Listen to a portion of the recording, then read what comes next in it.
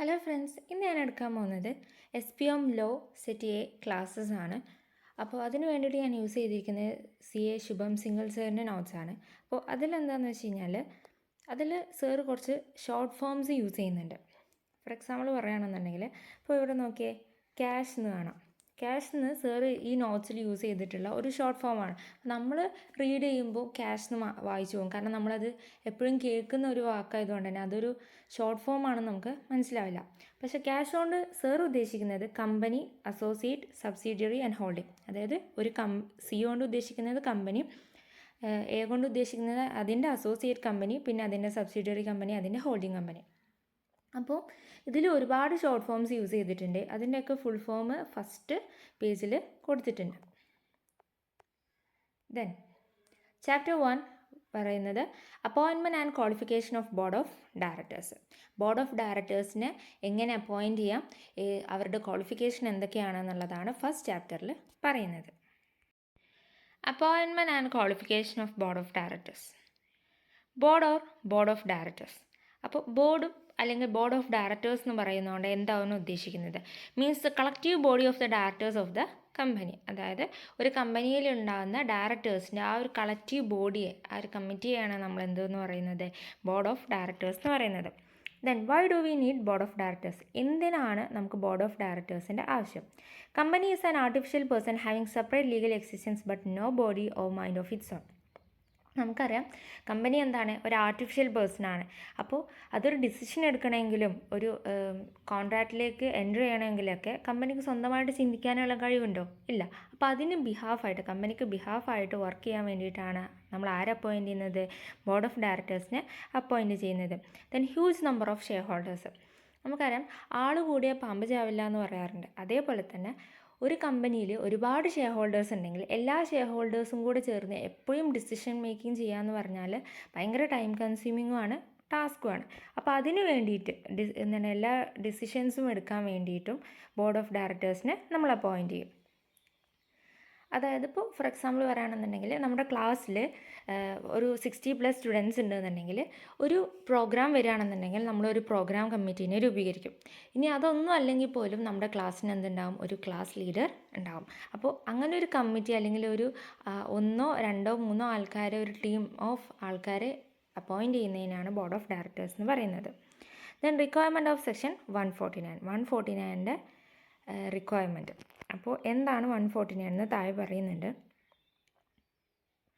Then directors are both agent as well as trustee of the company. Directors എന്താണ്? കമ്പനിയുടെ ട്രസ്റ്റിയാണ്, ഏജൻറ്റുമാണ്. Agent കൊണ്ട് എന്താ ഉദ്ദേശിക്കുന്നത്? They bind company as a principal as soon as they enter into various transaction on its behalf. അതായത് കമ്പനിക്ക് വേണ്ടി, കമ്പനീൻ്റെ ബിഹാഫിൽ ഓരോ ട്രാൻസാക്ഷൻസിലും കോൺട്രാക്റ്റിലും എൻ്റർ ചെയ്യുന്നത് ആരാണ്? ഡയറക്ടേഴ്സാണ്. അങ്ങനെ എൻ്റർ ചെയ്യുന്നതിലൂടെ കമ്പനി അവരെന്ത് ചെയ്യുന്നുണ്ട്? ബൈൻഡ് ചെയ്യുന്നുണ്ട്. അതായത് ആ ഒരു ട്രാൻസാക്ഷനിൽ വരുന്ന എന്ത് കാര്യം ആരെ ബാധിക്കും? കമ്പനീനെ ബാധിക്കും. ആ ഒരു തരത്തിൽ നോക്കുമ്പോൾ കമ്പനിയുടെ ഏജൻ്റ് ആണെന്ത്? Directors. Then trustee. They are required to take care of properties, monies, trade secrets etcetera of the company. അപ്പം നമുക്കറിയാം, നമ്മൾ നേരത്തെ പറഞ്ഞു, ഷെയർ ഹോൾഡേഴ്സിന് വേണ്ടിയിട്ട്, അത്രയും ഷെയർ ഹോൾഡേഴ്സിന് വേണ്ടിയിട്ട് ഡിസിഷൻ മേക്ക് ചെയ്യുന്നതും അവിടുത്തെ പ്രോപ്പർട്ടി കൈകാര്യം ചെയ്യുന്നതും എല്ലാം ആരായിരിക്കും? ബോർഡ് ഓഫ് ഡയറക്ടേഴ്സ് ആയിരിക്കും മെയിനായിട്ട് നോക്കുന്നത്. അതുകൊണ്ട് തന്നെ അവരെന്തായിട്ടാണ് വിളിക്കുന്നത്? ട്രസ്റ്റി, കമ്പനിയുടെ ട്രസ്റ്റി ആയിട്ടാണ് കൺസിഡർ ചെയ്യുന്നത്. Then section 149, company to have board of directors. Company to have board of directors. Board of directors എങ്ങനെയായിരിക്കണം? നമ്മൾ നേരത്തെ പറഞ്ഞു, സെക്ഷൻ 149ൻ്റെ റിക്വയർമെൻറ്റ് കാരണമാണ് ബോർഡ് ഓഫ് ഡയറക്ടേഴ്സിനെ അപ്പോയിൻറ്റ് ചെയ്യുന്നത്. അപ്പോൾ എന്താണ് സെക്ഷൻ 149 എന്ന് നോക്കാം. ബോർഡ് ഓഫ് ഡയറക്ടേഴ്സ് ഇൻഡിവിജ്വൽസ് ആയിരിക്കണം. ഓക്കെ, അതൊരു പാർട്ട്ണർഷിപ്പ് ഫേമോ അല്ലെങ്കിൽ കമ്പനിയോ ഒരു ലീഗൽ അങ്ങനെ ഒന്നും പറ്റില്ല. അത് ഇൻഡിവിജ്വൽസ് തന്നെ ആയിരിക്കണം. ദെൻ ഒരു പബ്ലിക് കമ്പനി ആണെന്നുണ്ടെങ്കിൽ മിനിമം 3 ഡയറക്ടേഴ്സ് നിർബന്ധമാണ്. പ്രൈവറ്റ് കമ്പനീൻ്റെ കേസിൽ 2 ഡയറക്ടേഴ്സ് മിനിമം ഉണ്ടായിരിക്കണം. 1 പേഴ്സൺ കമ്പനീൻ്റെ കേസിൽ 1 ഡയറക്ടർ മിനിമം ഉണ്ടായിരിക്കണം. 3 കമ്പനീസിലും മാക്സിമം 15 ഡയറക്ടേഴ്സേ പാടുള്ളൂ. 15 ഡയറക്ടേഴ്സിൽ കൂടുതൽ നമുക്ക് അപ്പോയിൻറ്റ് ചെയ്യണമെന്നുണ്ടെങ്കിൽ സ്പെഷ്യൽ റെസൊല്യൂഷൻ പാസ്സാക്കണം. ഇവിടെ പാസ് SR എന്ന് പറഞ്ഞിട്ടുണ്ട്. അപ്പോൾ SR കൊണ്ട് ഉദ്ദേശിക്കുന്നത് സ്പെഷ്യൽ റെസൊല്യൂഷനാണ്. അപ്പോൾ ഇവിടെ നിന്ന് അങ്ങോട്ടുള്ള നോട്ട്സിലൊക്കെ SR എന്തായിരിക്കും? സ്പെഷ്യൽ റെസൊല്യൂഷൻ ആയിരിക്കും. Then not applicable to government company and Section 8 companies provided compliance with Section 92A and 137. അപ്പോൾ സെക്ഷൻ 8 കമ്പനീസിനും ഗവൺമെൻറ് കമ്പനീസിനും ഈ മേലെ പറഞ്ഞ സെക്ഷൻ 149 എന്തല്ല അപ്ലിക്കബിൾ അല്ല. Then articles of association may provide four A lower limit of maximum directors. ഇതിൽ normally companies act പ്രകാരം എന്താ പറയുന്നത്? 15 ഡയറക്ടേഴ്സാണ് മാക്സിമം അപ്പോയിൻറ്റ് ചെയ്യാൻ പറ്റുക എന്നാണ് പറയുന്നത്. പക്ഷേ ആ കമ്പനിയുടെ ആർട്ടിക്കിൾസ് ഓഫ് അസോസിയേഷന് ചിലപ്പോൾ ആ 15 താഴെ അല്ലെങ്കിൽ ഒരു 12 അല്ലെങ്കിൽ 11 ആയിട്ട് എന്ത് ചെയ്യാൻ പറ്റും? ലിമിറ്റ് വെക്കാൻ പറ്റും. Companies as may be prescribed shall have at least 1 women director. താഴെ പറയുന്ന ചില കമ്പനീസിന് അറ്റ്ലീസ്റ്റ് ഒരു വിമൻ ഡയറക്ടറെങ്കിലും നിർബന്ധമായിട്ട് ഉണ്ടായിരിക്കണം. Provision of women directors applies to following companies. താഴെ പറയുന്ന കമ്പനീസിനാണ് ഈ പറഞ്ഞ പ്രൊവിഷൻ ആപ്ലിക്കബിൾ ആവുന്നത്. Listed company or any other public company, മറ്റേതെങ്കിലും പബ്ലിക് കമ്പനിക്ക് അതിൻ്റെ ക്രൈറ്റീരിയ എന്താണ്? Paid up share capital more than or equal to 100 crores അല്ലെങ്കിൽ turnover more than or equal to 300 crores. അപ്പോൾ ഈ പെയ്ഡ് അപ്പ് ഷെയർ ക്യാപിറ്റലും ടേൺ ഓവറും ഏത് ഡേറ്റത്താണ് നമ്മൾ എടുക്കേണ്ടത്? As per the last date of latest audited financial statement. Latest ആയിട്ട് ഓഡിറ്റ് ചെയ്ത ഫൈനാൻഷ്യൽ സ്റ്റേറ്റ്മെൻറ്റിൻ്റെ ലാസ്റ്റ് ഡേറ്റിൽ എത്രയാണോ പെയ്ഡ് അപ്പ് ഷെയർ ക്യാപിറ്റലും ടേൺ ഓവറും അതനുസരിച്ചാണ് നമ്മൾ ഈ ക്രൈറ്റീരിയ നോക്കേണ്ടത്. അപ്പോൾ എന്താണ്? ആ പബ്ലിക് കമ്പനിയുടെ paid up share capital more than or equal to 100 crores അല്ലെങ്കിൽ turnover more than or equal to 300 crores ആണെങ്കിലും ആ ഈ പബ്ലിക് കമ്പനിക്ക് അറ്റ്ലീസ്റ്റ് 1 വിമൻ ഡയറക്ടർ വേണം. പിന്നെ ലിസ്റ്റഡ് കമ്പനിക്കും വേണം. ഓക്കെ, ഈ 2 കമ്പനീസിനാണ് വിമൻ ഡയറക്ടേഴ്സ് നിർബന്ധമായിട്ടുള്ളത്. ദെൻ ഇൻ്റർമീഡിയറ്റ് വേക്കൻസി, അതായത് ഒരു ഡയറക്ടർ റിട്ടയർ ചെയ്തതിനു ശേഷം അടുത്ത ഡയറക്ടറെ അപ്പോയിൻറ്റ് ചെയ്യുന്നതിൻ്റെ ആ ഒരു ഗ്യാപ്പിനെയാണ് ഇൻ്റർമീഡിയറ്റ് വേക്കൻസി എന്ന് പറയുന്നത്. അത് 3 months അല്ലെങ്കിൽ next board meeting, immediately next board meeting എന്നാണ് നടക്കുന്നത്. വിച്ച് എവർ ഈസ് ലേറ്റർ, അതിലേതാണ് അവസാനം ഏറ്റവും ലേറ്റായിട്ട് നടക്കുന്നത് അതുവരെ നമുക്ക് ഇൻ്റർമീഡിയറ്റ് വേക്കൻസി ഉണ്ട്. Then newly incorporated company. അപ്പോൾ അതിൻ്റെ ഒരു എക്സാമ്പിൾ എന്താണെന്ന് വെച്ച് കഴിഞ്ഞാൽ, ഇപ്പോൾ ഒരു വുമൻ ഡയറക്ടർ മാർച്ച് 17 2022 മരിച്ചു. നെക്സ്റ്റ് ബോർഡ് മീറ്റിംഗ് വരുന്നത് 25th June 2022 company is required to fill vacancy by 25th June or 16th June whichever is later. Okay, അപ്പോൾ 3 months എന്ന് പറയുമ്പോൾ 16th June കണക്കാക്കുന്നത്. നമ്മൾ പറഞ്ഞത് 3 months അല്ലെങ്കിൽ നെക്സ്റ്റ് ബോർഡ് മീറ്റിംഗ് എന്നാണ്. അപ്പോൾ 17th March മരിച്ചതെന്നുണ്ടെങ്കിൽ 3 months intermediate vacancy എന്ന് പറയുമ്പോൾ 16th June അവസാനിക്കുന്നത്. പക്ഷേ ഇമ്മീഡിയറ്റ്ലി നെക്സ്റ്റ് ബോർഡ് മീറ്റിംഗ് എന്നാണ് വരുന്നത്? 25th June. അപ്പോൾ നമ്മൾ ഇതിൽ എന്താ പറഞ്ഞത്? വിച്ച് എവർ ഈസ് ലേറ്റർ എന്നാണ്. അപ്പോൾ ഇൻ്റർമീഡിയറ്റ് വേക്കൻസി ഏതുവരെ ഉണ്ടാവും? 25th June വരെ ഉണ്ടാവും. ദെൻ ന്യൂലി ഇൻകോർപ്പറേറ്റഡ് കമ്പനി ആണെന്നുണ്ടെങ്കിൽ കംപ്ലൈ വിത്തിൻ 6 months. ഈ പുതിയതായിട്ട് ഇൻകോർപ്പറേറ്റ് ചെയ്ത കമ്പനി ആണെന്നുണ്ടെങ്കിൽ 6 monthsനുള്ളിൽ ഇത് കംപ്ലൈ ചെയ്താൽ മതി. Then is it mandatory for a women director to be independent? No, there is no such provision. ഒരു വിമൻ ഡയറക്ടർ ഇൻഡിപെൻഡൻറ്റ് ഡയറക്ടർ ആവണമെന്ന് നിർബന്ധമുണ്ടോ? ഇല്ല, അങ്ങനെ ഒരു പ്രൊവിഷൻ ഇല്ല. ദെൻ റെസിഡൻറ്റ് ഡയറക്ടർ അറ്റ്ലീസ്റ്റ് 1 ഉണ്ടായിരിക്കണം. ഓക്കെ, എല്ലാ കമ്പനീസിനും ഒരു റെസിഡൻറ്റ് ഡയറക്ടറെങ്കിലും ഉണ്ടായിരിക്കണം. Stay in India for more than or equal to 182 days during the financial year. Okay, നമുക്ക് ഇൻകം ടാക്സ് പ്രകാരം നമ്മുടെ റെസിഡൻസ്, ഒരാൾ റെസിഡൻ്റ് ആണോ നോൺ റെസിഡൻ്റ് ആണോ നോക്കുന്ന ആരാം അത്. അപ്പോൾ ഇവിടെ പറയുന്ന ക്രൈറ്റീരിയ എന്താണ്? ഈ ഫിനാൻഷ്യൽ ഇയറിൽ more than or equal to 182 days stay ചെയ്യുന്ന ഒരാളെയാണ് റെസിഡൻറ്റ് ഡയറക്ടർ എന്ന് പറയുന്നത്. അങ്ങനെ അറ്റ്ലീസ്റ്റ് ഒരു റെസിഡൻറ്റ് ഡയറക്ടറെങ്കിലും ഉണ്ടായിരിക്കണം. അപ്പോൾ ന്യൂലി ഇൻകോർപ്പറേറ്റഡ് കമ്പനി ആണെന്നുണ്ടെങ്കിൽ അപ്പോൾ ആ ഫിനാൻഷ്യൽ ഇയറിൻ്റെ പകുതിക്കെന്നൊക്കെയാണ് എന്താണ് ആ ആൾ കമ്പനി തുടങ്ങുന്നതെന്നുണ്ടെങ്കിൽ 182 days പ്രൊപ്പോർഷനേറ്റ് ആയിട്ടാണ് നമ്മൾ കാൽക്കുലേറ്റ് ചെയ്യുക. ഫോർ എക്സാമ്പിൾ പറയുകയാണെന്നുണ്ടെങ്കിൽ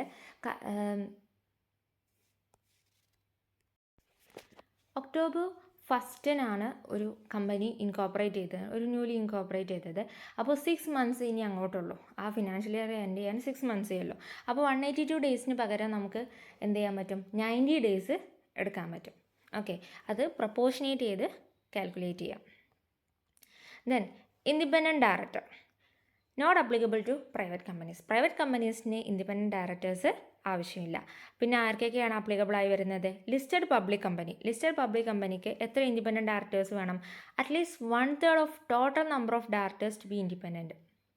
ടോട്ടൽ നമ്പർ ഓഫ് ഡയറക്ടേഴ്സിൻ്റെ ഇപ്പോൾ ഒരു 9 ഡയറക്ടേഴ്സ് ആ ലിസ്റ്റഡ് പബ്ലിക് കമ്പനിയിൽ ഉണ്ട് എന്നുണ്ടെങ്കിൽ അതിൽ മിനിമം 3 ഡയറക്ടേഴ്സെങ്കിലും എന്തായിരിക്കണം? ഇൻഡിപെൻഡൻറ്റ് ആയിരിക്കണം. Then unlisted public company as may be prescribe at least 2 independent director. At least 2 independent director മതി. അതായത് എത്ര നമ്പർ ഓഫ് ഡയറക്ടേഴ്സ് ഉണ്ടെങ്കിലും minimum 2 independent directors unlisted public കമ്പനിയിൽ ഉണ്ടായിരിക്കണം. എല്ലാ അൺലിസ്റ്റഡ് പബ്ലിക് കമ്പനിക്കും ഇൻഡിപെൻഡൻറ്റ് ഡയറക്ടേഴ്സ് ആവശ്യമുണ്ടോ? ഇല്ല. Following unlisted public company have to at least 2 independent director. Paid up share capital more than or equal to ₹10 crores, അല്ലെങ്കിൽ turnover more than or equal to 100 crores, അല്ലെങ്കിൽ outstanding loan, debentures and deposits in aggregate in aggregate ആയിട്ട് മൂന്നും കൂടെ more than 50 crores ഉണ്ടായിരിക്കണം. ഇവിടെ ശ്രദ്ധിക്കേണ്ട കാര്യം എന്താണെന്ന് വെച്ച് കഴിഞ്ഞാൽ മുമ്പ് നമ്മൾ പറയുന്ന എല്ലാ ക്രൈറ്റീരിയയിലും more than or equal to വരുന്നുണ്ട്. ഇവിടെ ഈക്വൽ ടു ഇല്ല. അതായത് മൂന്നാമത്തെ ക്രൈറ്റീരിയയിൽ ഔട്ട്സ്റ്റാൻഡിങ് ലോണിൻ്റെ ക്രൈറ്റീരിയയിൽ ഈക്വൽ ടു ഇല്ല. അപ്പോൾ അഗ്രിഗേറ്റ് വരുന്നത്, ഇപ്പോൾ ക്വസ്റ്റ്യനിലെ അഗ്രിഗേറ്റ് ഈക്വൽ ടു 50 crores ആണ് വരുന്നതെന്നുണ്ടെങ്കിൽ ഈ അൺലിസ്റ്റഡ് പബ്ലിക് കമ്പനിക്ക് അതെന്തല്ല, അപ്ലിക്കബിൾ ആവില്ല. അപ്പോൾ നമ്മൾ നേരത്തെ പറഞ്ഞത് എന്താണ്? വിമൻ ഡയറക്ടർ അപ്പോയിൻറ്റ് ചെയ്യാൻ അൺലിസ്റ്റഡ് അല്ലെങ്കിൽ അതർ പബ്ലിക് കമ്പനിക്ക് പെയ്ഡ് അപ്പ് ഷെയർ ക്യാപിറ്റൽ എന്തായിരിക്കണം? 100 crores ആയിരിക്കണം. More than or equal to 100 crores. Turnover more than or equal to 300 crores ആയിരിക്കണം. ഇവിടെ പറയുന്നത് paid up share capital more than or equal to 10 crores, turnover more than or equal to 100 crores, outstanding loan, debentures and deposits more than 50 crores ആയിരിക്കണം. Okay, ഇവിടെ ഓറില്ല കേട്ടോ. ഇവിടെ 3 കണ്ടീഷൻസും ഉണ്ട്.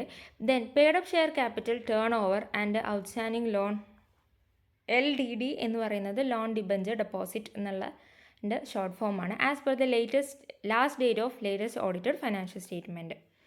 ദെൻ ഈ പറഞ്ഞ പ്രൊവിഷൻ ജോയിൻറ്റ് വെഞ്ചേഴ്സിനോ ഹോളി ഓൺഡ് സബ്സിഡിയറിക്കോ ഡോമൻ കമ്പനിക്കോ അപ്ലിക്കബിൾ അല്ല. അപ്പോൾ WOS എന്ന് പറയുന്നത് ഷോർട്ട് ഫോം, യൂസ് ചെയ്ത ഷോർട്ട് ഫോമാണ്. ഹോളി ഓൺഡ് സബ്സിഡിയറി ആണത്. Then section 149 vs section 177. അപ്പോൾ സെക്ഷൻ 177 പറയുന്നത് എന്താണെന്ന് വെച്ച് കഴിഞ്ഞാൽ ഒരു കമ്പനിയിൽ ഓഡിറ്റ് കമ്മിറ്റിയിൽ മിനിമം 3 ഡയറക്ടേഴ്സ് വേണം. Audit committee should have minimum 3 directors with a majority of independent directors. അതായത് മിനിമം 3 ഡയറക്ടേഴ്സ് വേണം. എത്ര ഡയറക്ടേഴ്സ് ഉണ്ടോ അതിൻ്റെ മെജോറിറ്റി ആരായിരിക്കണം? ഇൻഡിപെൻഡൻറ്റ് ഡയറക്ടേഴ്സ് ആയിരിക്കണം. അപ്പോൾ ഓഡിറ്റ് കമ്മിറ്റി ഇപ്പോൾ സെക്ഷൻ 177 പ്രകാരം കൂടുതൽ ഇൻഡിപെൻഡൻറ്റ് ഡയറക്ടേഴ്സ് വേണം. അതായത് സെക്ഷൻ 149 പ്രകാരം നോക്കുമ്പോൾ കുറച്ച് ഇൻഡിപെൻഡൻറ്റ് ഡയറക്ടേഴ്സ് മതി. സെക്ഷൻ 177 പ്രകാരം നോക്കുമ്പോൾ കൂടുതൽ ഡയറക്ടേഴ്സ് വേണമെന്നുണ്ടെങ്കിൽ നമ്മൾ ഏത് സെക്ഷനാണ് അവിടെ അപ്ലിക്കബിൾ ആവുക? സെക്ഷൻ 177. അതായത് ഫോർ എക്സാമ്പിൾ പറയുകയാണെന്നുണ്ടെങ്കിൽ അപ്പോൾ നമ്മൾ നേരത്തെ പറഞ്ഞു അൺലിസ്റ്റഡ് പബ്ലിക് കമ്പനിക്ക് അറ്റ്ലീസ്റ്റ് 2 ഇൻഡിപെൻഡൻറ്റ് ഡയറക്ടേഴ്സ് മതി. അപ്പോൾ അൺലിസ്റ്റഡ് പബ്ലിക് കമ്പനിക്ക് നമ്മൾ നേരത്തെ പറഞ്ഞ ക്രൈറ്റീരിയ ഇവിടെ അപ്ലിക്കബിൾ ആവാണ്. Paid up share capital 100 crores ഉണ്ട്. ഓക്കെ, അപ്പോൾ if a audit company has 7 directors, ഒരു ഓഡിറ്റ് കമ്മിറ്റിക്ക് ആ കമ്പനിയുടെ ഓഡിറ്റ് കമ്മിറ്റിക്ക് 7 ഡയറക്ടേഴ്സ് ഉണ്ടെന്നുണ്ടെങ്കിൽ 4 of them have to be independent director. അതായത് സെക്ഷൻ 177 പ്രകാരം പറയുന്നത് എന്താണ്? മിനിമം 3 ഡയറക്ടേഴ്സ് വേണം. ഇനി എത്ര ഡയറക്ടേഴ്സ് ഉണ്ടോ അതിൻ്റെ മെജോറിറ്റി ഇൻഡിപെൻഡൻറ്റ് ഡയറക്ടേഴ്സ് ആയിരിക്കണം. അതായത് ടോട്ടൽ 7 ഡയറക്ടേഴ്സ് ഉണ്ടെന്നുണ്ടെങ്കിൽ അതിൻ്റെ മെജോറിറ്റി മിനിമം 4 ഡയറക്ടേഴ്സ് ഉണ്ടെങ്കിൽ മാത്രമേ അതിൻ്റെ മെജോറിറ്റി എന്ന് പറയാൻ പറ്റുള്ളൂ. ഓക്കെ, 3-4 എന്നുള്ളത് നോക്കുമ്പോൾ അതിന് മെജോറിറ്റി എങ്ങനെ വരുന്നത്? 4 ആയിട്ടാണ് വരുന്നത്. അപ്പോൾ 2 ഇൻഡിപെൻഡൻറ്റ് ഡയറക്ടേഴ്സ് മതിയോ? ഇവിടെ പോരാ, 4 ഇൻഡിപെൻഡൻറ്റ് ഡയറക്ടേഴ്സ് വേണം. 2 ആണെന്നുണ്ടെങ്കിൽ 2-5 എന്ന് വരുമ്പോൾ 2 ഇൻഡിപെൻഡൻറ്റ് ഡയറക്ടേഴ്സ് 5 ഇൻഡിപെൻഡൻ്റ് അല്ലാത്ത ഡയറക്ടേഴ്സാണ് വരുന്നതെന്നുണ്ടെങ്കിൽ അവിടെ മെജോറിറ്റി എന്നുള്ള ഇത് കിട്ടില്ല. അപ്പോൾ ഇവിടെ സെക്ഷൻ 177 ആണ് ഇങ്ങനത്തെ കേസിൽ അപ്ലിക്കബിൾ ആവുക. ഇവിടെയും intermediate vacancy 3 months or immediately next board meeting whichever is later. ഇനി not required to appoint independent director if cases to fulfil conditions. ഈ പറഞ്ഞ മുകളിൽ പറഞ്ഞ 3 കണ്ടീഷൻസ് 3 കോൺസിക്യൂട്ടീവ് ഇയേഴ്സ്, 3 അടുത്തടുത്ത ഇയേഴ്സിൽ ഈ 3 കണ്ടീഷൻസും ഫുൾഫില്ല് ചെയ്യുന്നില്ല എന്നുണ്ടെങ്കിൽ ഇൻഡിപെൻഡൻറ്റ് ഡയറക്ടേഴ്സിനെ അപ്പോയിൻറ്റ് ചെയ്യേണ്ട ആവശ്യമില്ല. Then definition of listed company. അപ്പോൾ നമ്മൾ ലിസ്റ്റഡ് കമ്പനി ഒരുപാട് പ്രാവശ്യം പറഞ്ഞു. ഈ ലിസ്റ്റഡ് കമ്പനീൻ്റെ ഡെഫിനേഷൻ നമ്മൾ ഇൻ്ററിൽ ഒരു തവണ പഠിച്ചിട്ടുള്ളതാണ്. Listed company means a company which has any of its securities listed in recognised stock exchange. Recognised stock എക്സ്ചേഞ്ചിൽ അതിൻ്റെ ഏതെങ്കിലും ഒരു സെക്യൂരിറ്റീസ് ലിസ്റ്റ് ചെയ്തിട്ടുണ്ടെങ്കിൽ ആ കമ്പനിയാണ് എന്തെന്ന് പറയുന്നത്, ലിസ്റ്റഡ് കമ്പനി എന്ന് പറയുന്നത്. Then the following class of companies shall not be considered as listed companies. താഴെ പറയുന്ന കമ്പനീസിനെ ലിസ്റ്റഡ് കമ്പനീസ് ആയിട്ട് കൺസിഡർ ചെയ്യില്ല. ഏതൊക്കെയാണ്? Public companies having listed the equity. Public companies, ഈ പബ്ലിക് കമ്പനീസിൻ്റെ പ്രത്യേകത എന്താ? അവരുടെ ഇക്വിറ്റി ലിസ്റ്റ് ചെയ്തിട്ടില്ല. പക്ഷേ എന്ത് ലിസ്റ്റ് ചെയ്തിട്ടുണ്ട്? There following securities issues on private placement basis as per SEBI regulation. SEBI regulation പ്രകാരം പ്രൈവറ്റ് പ്ലേസ്മെൻറ്റ് ബേസിസിൽ അവരുടെ ഇക്വിറ്റി അല്ലാത്ത സെക്യൂരിറ്റീസ് ലിസ്റ്റ് ചെയ്തിട്ടുണ്ട്. ഇക്വിറ്റി ലിസ്റ്റ് ചെയ്തിട്ടില്ല. ഇക്വിറ്റി അല്ലാത്ത ഏതൊക്കെ സെക്യൂരിറ്റീസും? നോൺ കൺവേർട്ടിബിൾ ഡെപ്റ്റ് സെക്യൂരിറ്റീസോ, അല്ലെങ്കിൽ നോൺ കൺവേർട്ടിബിൾ റിഡീമബിൾ പ്രിഫറൻസ് ഷെയർസോ, അല്ലെങ്കിൽ ബോത്തും, രണ്ടും ലിസ്റ്റ് ചെയ്തിട്ടുണ്ടെങ്കിലും അതിനെ ലിസ്റ്റഡ് കമ്പനി എന്ന് പറയാൻ പറ്റില്ല. അതായത് ഒരു പബ്ലിക് കമ്പനി അതിൻ്റെ ഇക്വിറ്റി ഷെയർസ് ലിസ്റ്റ് ചെയ്തിട്ടില്ല, പക്ഷേ എന്ത് ലിസ്റ്റ് ചെയ്തിട്ടുണ്ട്? പ്രൈവറ്റ് പ്ലേസ്മെൻറ്റ് ബേസിസിൽ സെബി റെഗുലേഷൻ പ്രകാരം നോൺ കൺവേർട്ടിബിൾ ഡെപ്റ്റ് സെക്യൂരിറ്റീസോ, അല്ലെങ്കിൽ നോൺ കൺവേർട്ടിബിൾ റിഡീമബിൾ പ്രിഫറൻസ് ഷെയർസോ, അല്ലെങ്കിൽ ഇത് രണ്ടും ലിസ്റ്റ് ചെയ്തിട്ടുണ്ടെങ്കിൽ പോലും ഇതിനെ ലിസ്റ്റഡ് കമ്പനി എന്ന് പറയില്ല. Then private companies which have listed their non-convertible debt securities on private placement basis on recognized stock exchange as per SEBI regulations. Private companies അവരുടെ non convertible ഡെപ്റ്റ് സെക്യൂരിറ്റീസ് പ്രൈവറ്റ് പ്ലേസ്മെൻറ്റ് ബേസിസിൽ list ചെയ്തിട്ടുണ്ടെങ്കിലും അതിനെയും listed company ആയിട്ട് കണക്കാക്കില്ല. Then who become an independent director? Director other than a managing director, whole-time director or a nominee director fulfilling all the following criteria. അതായത് ഒരു കമ്പനിയുടെ managing ഡയറക്ടറോ whole time ഡയറക്ടറോ അല്ലെങ്കിൽ nominee ഡയറക്ടറോ അല്ലാത്ത ഒരു ഡയറക്ടർ താഴെ പറയുന്ന ക്രൈറ്റീരിയ ഫുൾഫിൽ ചെയ്യണം. First criteria, integrity and has relevant expertise and experience in opinion of board. ആ ഇൻറ്റഗ്രിറ്റി ഉണ്ടായിരിക്കണം. മാത്രമല്ല ബോർഡ് ബോർഡ് ഓഫ് ഡയറക്ടേഴ്സിൽ ഒരു അംഗമായിട്ട് കുറച്ച് വർഷത്തെ എക്സ്പെർട്ടൈസും എക്സ്പീരിയൻസും ഉണ്ടായിരിക്കണം. അല്ലാന്നുണ്ടെങ്കിൽ ministry of central government or state government administratively in charge of the company. ഈ പറഞ്ഞ ഇതിലോ അയാൾക്ക് എക്സ്പീരിയൻസ് ഉണ്ടായിരിക്കണം. Then not is or was the promoter of cash. ഇവിടെ ക്യാഷ് എന്നുകൊണ്ട് ഉദ്ദേശിക്കുന്നത് കമ്പനി, അതിൻ്റെ അസോസിയേറ്റ് കമ്പനി, അതിൻ്റെ subsidiary company and holding company. അപ്പോൾ ഈ പറഞ്ഞ 4 പ്രൊമോട്ടർ ആയിരിക്കരുത്. പക്ഷേ ഈ പറഞ്ഞ 4 ഡയറക്ടർ ആവുന്നതിന് പ്രശ്നമില്ല. Not related to promoter or director of cash. കമ്പനിയോ അതിൻ്റെ അസോസിയേറ്റോ അതിൻ്റെ സബ്സിഡിയറോ അതിൻ്റെ ഹോൾഡിങ്ങോ അതിൻ്റെ ഡയറക്ടറിനോ അല്ലെങ്കിൽ അതിൻ്റെ പ്രൊമോട്ടറിനോ റിലേറ്റീവ് ആവാൻ പാടില്ല. Then has no pecuniary relationship with cash or their promoter director during the last 2 financial year plus current year. Pecuniary relationship എന്ന് പറഞ്ഞു കഴിഞ്ഞാൽ മോണിറ്ററി റിലേഷൻഷിപ്പ്. കമ്പനിയുമായിട്ടോ അതിൻ്റെ അസോസിയേറ്റ് കമ്പനിയുമായിട്ടോ അതിൻ്റെ സബ്സിഡിയറി കമ്പനിയോ അല്ലെങ്കിൽ അതിൻ്റെ ഹോൾഡിംഗ് കമ്പനിയോ ഈ പറഞ്ഞ 4 പ്രൊമോട്ടറുമായിട്ടോ ഡയറക്ടറുമായിട്ടോ ഒരു പെക്യൂനറി റിലേഷൻഷിപ്പ് ഈ പറഞ്ഞ ഇൻഡിപെൻഡൻറ്റ് ഡയറക്ടർ ആവാൻ പോകുന്ന ആൾക്ക് ഉണ്ടാവാൻ പാടില്ല. എത്ര വർഷത്തിന്? കഴിഞ്ഞ 2 ഫിനാൻഷ്യൽ ഇയറും പിന്നെ ഈ കറൻറ്റ് ഇയറിലും. ഈ പറഞ്ഞ ക്രൈറ്റീരിയ ഗവൺമെൻറ് കമ്പനിക്ക് അപ്ലിക്കബിൾ അല്ല. Following will not be considered pecuniary relationship. ഈ പറഞ്ഞ പെക്യൂനറി റിലേഷൻഷിപ്പ് അതായത് മോണിറ്ററി റിലേഷൻഷിപ്പിൽ താഴെ പറയുന്ന 3 കൺസിഡർ ചെയ്യില്ല. റെമ്യൂണറേഷൻ ആസ് സച്ച് ഡയറക്ടർ, അതായത് ഈ പേഴ്സൺ ഇൻഡിപെൻഡൻറ്റ് ഡയറക്ടറായിട്ട് അപ്പോയിൻറ്റ് ചെയ്യുകയാണെന്നുണ്ടെങ്കിൽ ഇയാൾക്ക് റെമ്യൂണറേഷൻ ഡയറക്ടർ എന്നുള്ള നിലക്കുള്ള ഒരു റെമ്യൂണറേഷൻ കൊടുക്കും. അത് ഈ പറഞ്ഞ മോണിറ്ററി റിലേഷൻഷിപ്പിൽ കൺസിഡർ ചെയ്യില്ല. Then transaction less than or equal to 10% of his total income. അയാളുടെ ടോട്ടൽ ഇൻകത്തിൻ്റെ 10% താഴെയോ അല്ലെങ്കിൽ അതിന് സമമോ ആയിട്ടുള്ള ഒരു ട്രാൻസാക്ഷൻ, ഒരു മോണിറ്ററി ട്രാൻസാക്ഷൻ അയാളുമായിട്ട് നടന്നു കഴിഞ്ഞാലും അതും ഒരു പെക്യൂനറി റിലേഷൻഷിപ്പായിട്ട് കൺസിഡർ ചെയ്യില്ല. Then transaction in arm's length price in the ordinary course of business. അതായത് ഈ പറഞ്ഞ കമ്പനിയുടെ ഏതെങ്കിലും സർവീസോ അല്ലെങ്കിൽ പ്രൊഡക്റ്റോ അയാൾ പർച്ചേസ് ചെയ്യുന്ന സമയത്ത് ഓർഡിനറി കോഴ്സ് ഓഫ് ബിസിനസ് ആ കമ്പനിയുടെ ഒരു ഓർഡിനറി കോഴ്സ് ഓഫ് ബിസിനസ്സിലുള്ള എന്തെങ്കിലും ഒരു ആക്ടിവിറ്റി മായി ബന്ധപ്പെട്ട് ഒരു monetary transaction arm's length price, അതായത് ഫെയർ പ്രൈസിനാണ് അയാൾ അത് റിസീവ് ചെയ്യുന്നതെന്നുണ്ടെങ്കിൽ അതും പെക്യുനറി റിലേഷൻഷിപ്പായിട്ട് കൺസിഡർ ചെയ്യില്ല. നൺ ഓഫ് ഹൂസ് റിലേറ്റീവ്സ്, ഈ പറഞ്ഞ ആളുടെ റിലേറ്റീവ്സ് എന്തായിരിക്കരുത്, hold any security or interest in cash during the last 2 financial year plus current year. അതായത് ഈ കമ്പനിയുടെ അല്ലെങ്കിൽ അസോസിയേറ്റ് സബ്സിഡിയറി ഹോൾഡിംഗ്, ഈ പറഞ്ഞ 4 ഇൻട്രസ്റ്റോ അല്ലെങ്കിൽ സെക്യൂരിറ്റിയോ ഈ പറഞ്ഞ ആളുടെ റിലേറ്റീവ്സ് ഹോൾഡ് ചെയ്യാൻ പാടില്ല കഴിഞ്ഞ 2 ഫിനാൻഷ്യൽ ഇയർ പ്ലസ് ഈ കറൻറ്റ് ഇയറിൽ. പക്ഷേ അതിൽ തന്നെ ഒരു കാര്യം പറയുന്നത് എന്താണെന്ന് വെച്ച് കഴിഞ്ഞാൽ, may hold in company of face value not exceeding 50 lakhs or paid up share capital up to 2% of cash. പക്ഷേ 50 lakhs വരെ ഈ പറഞ്ഞ റിലേറ്റീവിന് എന്ത് ചെയ്യാൻ പറ്റും, സെക്യൂരിറ്റി ഹോൾഡ് ചെയ്യാൻ പറ്റും. അല്ലാന്നുണ്ടെങ്കിൽ ക്യാഷിൻ്റെ 2% പെയ്ഡ് അപ്പ് ഷെയർ ക്യാപിറ്റൽ വരെയും ഹോൾഡ് ചെയ്യുന്നതിൽ കുഴപ്പമില്ല. Then indebted to cash or promoter or director in excess of such amount as may be prescribed in 2 financial year plus current year. അതായത് ഇൻഡിപെൻഡൻറ്റ് ഡയറക്ടർ ആവാൻ പോകുന്ന ആളുടെ റിലേറ്റീവ്, ഏതെങ്കിലും ഒരു relative ഈ പറഞ്ഞ കമ്പനിയോടോ അല്ലെങ്കിൽ അതിൻ്റെ അസോസിയേറ്റോ സബ്സിഡിയറിയോ ഹോൾഡിങ്ങോ അല്ലെങ്കിൽ ഈ പറഞ്ഞ 4 പ്രൊമോട്ടറിനോടോ ഡയറക്ടറിനോടോ ഇൻഡെപ്റ്റഡ്, അതായത് അയാൾ ഈ പറഞ്ഞ കമ്പനിയിൽ നിന്ന് കടം മേടിച്ചിട്ടുണ്ടെന്നുണ്ടെങ്കിൽ എത്ര എമൗണ്ട് വരെ, 50 lakhsന് മുകളിലായിട്ട് കടം മേടിച്ചിട്ടുണ്ടെന്നുണ്ടെങ്കിൽ ആൾ ഈ പറഞ്ഞ ഡയറക്ടറിന് ഇൻഡിപെൻഡൻറ്റ് ഡയറക്ടർ ആവാൻ പറ്റില്ല. ഓക്കെ, അപ്പോൾ നമുക്ക് സ്വാഭാവികമായിട്ടും നമ്മുടെ റിലേറ്റീവ് അത്രയും എമൗണ്ട് നമ്മുടെ ഈ പറഞ്ഞ കമ്പനിയോട് ഇൻഡെപ്റ്റ് ആണെന്നുണ്ടെങ്കിൽ നമുക്കൊരിക്കലും ഇൻഡിപെൻഡൻറ്റ് ഡയറക്ടറായിട്ട് എന്ത് ചെയ്യാൻ പറ്റില്ല, വർക്ക് ചെയ്യാൻ പറ്റില്ല. Then given guarantee or provided security for indebtedness of any third person to cash or promoter or director of such holding company for rupees 50 lakhs in the last 2 financial year plus current year.